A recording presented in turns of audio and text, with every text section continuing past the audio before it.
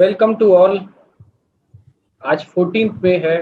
14 May is a date which is a very great day today because हमारे हिंदू धर्म के हिसाब से ये आज अक्षय तृतीया मनाई जाती है। Today we will have a more discussion and detailed about the spirituality portion. So I would like to welcome of Guruji Anand Krishna ji. Namaskar. Thank you, Ajay ji. And I'm very happy to be with all of you. Thank you to Sumit ji, to everybody, the KDF team. When we are talking about disruption, we are basically talking about change, parivartan. So the change, parivartan is always happening. It is not something that is new. It's just the scale. The scale is so huge now that we think that everything is disrupted. But this is our mental conditioning that says that it is a disruption. Disruption to pehle bhi hua hai. When I was a small child, we used to have long play records, LP records. Uske baad fir magnetic tape aaya. After that, we had cassettes. And then we had got VCD, DVD, and now in a flash disk, you can have so many movies. I still remember in 1970s, Indian movie लाते थे Singapore से, तो वो cartridge में होता था. एक cartridge सिर्फ 1 घंटे का. तो Indian movie means 3 cartridges. Now in one small flash disk, you can have so many movies. So these are our disruptions. अभी क्या हुआ है कि disruption जो हो रहा है, वो हमारे ऊपर हो रहा है. We are facing this as if कोई monster आ गया है और उसको we have to face that. But I have my own family history. My grandfather, he was in Sindh and he died during the Spanish flu. So वो जो किस्सा है, वो जो story है, वो हमारे family में अभी तक मालूम है सबको. He was only 32 years old and he was working. He was उनको बोलते थे तपेदार, something collector's office में. He was quite an honorable person and he died in a very early age because of Spanish flu. तो वो चीजें जो हैं जब हम पढ़ते हैं तो what is happening now, basically it is same. The scale is also same. News items जो वो उसमें कुछ बड़ी increase हुआ है. We have got so many news portals, we have got so many channels, and we keep hearing from minute to minute. That was not there before. These disruptions are there. Now the thing is, what I feel that, talking about India, talking about Bharat, Bharat ka ek swadharma hai, as we all have got swadharma. I was very happy to speak to Ajay ji because we are on the same page. He is also an ardent student of Bhagavad Gita, and I'm also studying Bhagavad Gita all the time. So if we see this, what is the role of Bharat? The role of Bharat is Vishwa Guru or Dharma Guru. We have to decide that. And वो भारतीयों को decide करना है. हम तो बाहर बैठे हैं, हम कुछ नहीं कर पाते. वो भारतीयों को decide करना है कि आपको Netflix के और प्राइम, Amazon प्राइम के on that direction you have to go. Please forgive my Hindi. उस डायरेक्शन में जाना है. हमारे यहाँ एक कहावत है कि बॉलीवुड जो है उसने इंडियन सिनेमा को मार दिया है. We used to have Indian cinema. Now we don't have Indian cinema. Now we have got Bollywood, and Bollywood is a poor copy of Hollywood. It's a poor copy. ठीक है, पैसा मिल रहा है सबको, but it is not reaching that standard. और हमने Indian cinema, अपनी identity जो थी इंडियन सिनेमा, उसको खो दी है. If you see, this is a holistic thing. We have to think on individual level and we have to think on collective level. उसके बाद ही जो है हम we can face this disruption, we can face this challenge that we are facing. दूसरी बात जो मेरे ध्यान में आती है कि the message, the core message of Upanishad is to know the nature of things. अभी क्या है, हमारे पास जो हमारा जो दिमाग है is fully corrupted by the Western jargons. Positive thinking करो. Now, बुद्ध ने कभी positive thinking नहीं किया. भगवान बुद्ध के पास अगर आप जाओगे तो वो कहेगा दुख को दुख समझना चाहिए. Don't capsulate it. Don't say it is a challenge. Don't say that it is positive thinking. Positive thinking रखो, दुख नहीं है, सब खत्म हो जाएगा एक दिन. नहीं. बुद्ध ने जो किया है, बुद्ध का जो मैसेज था, it was the culmination.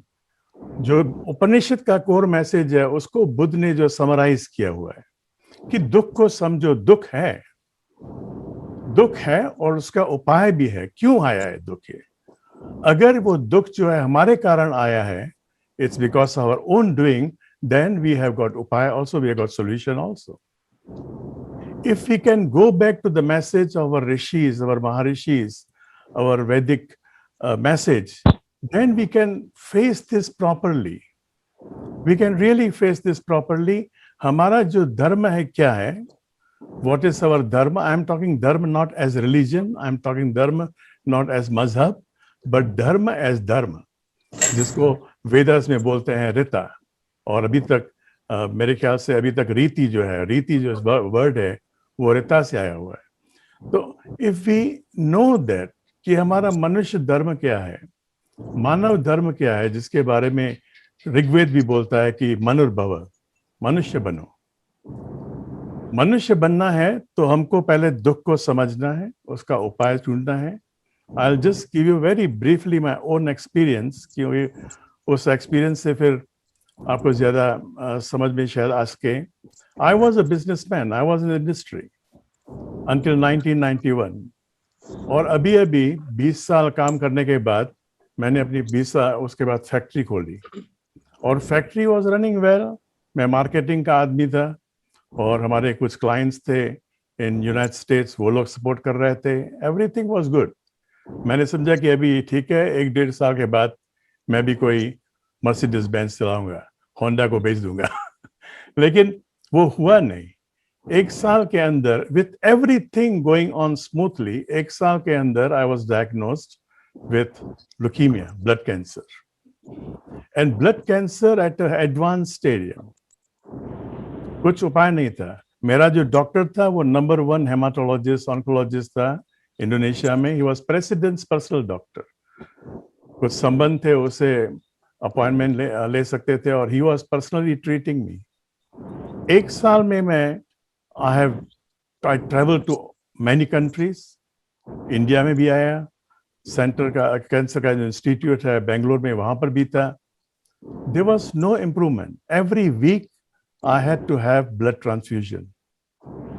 फिर मुझको एक लामा मिला, एक तिब्बतन मंक मिला बेंगलोर में, और उसने मुझको बोला कि तुम लेह में आओ, come to Leh, come to Ladakh. मेरी हालत ऐसी थी, I am sure there should be some doctors, कि ब्लड ट्रांसफ्यूजन के बाद जो था मेरा HB लेवल 4 तक पहुंचता था. अगर ब्लड ट्रांसफ्यूजन नहीं होता है तो मेरा HB लेवल था 2.7, 2.1 HB लेवल. उस हिसाब से मैं ट्रैवल करने के लायक नहीं था.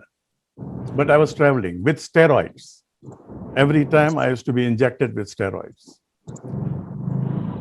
मैंने सोचा ठीक है, मैं उसको हाँ तो बोल दिया, अभी आऊंगा. लेकिन ऐसी हालत थी कि इट वाज अनइमेजिनेबल कि मैं वहां पर पहुंच सकता हूं. बट विद इन 1 वीक ही left Bangalore, and within 1 week I decided कि चलो लेह चलते हैं.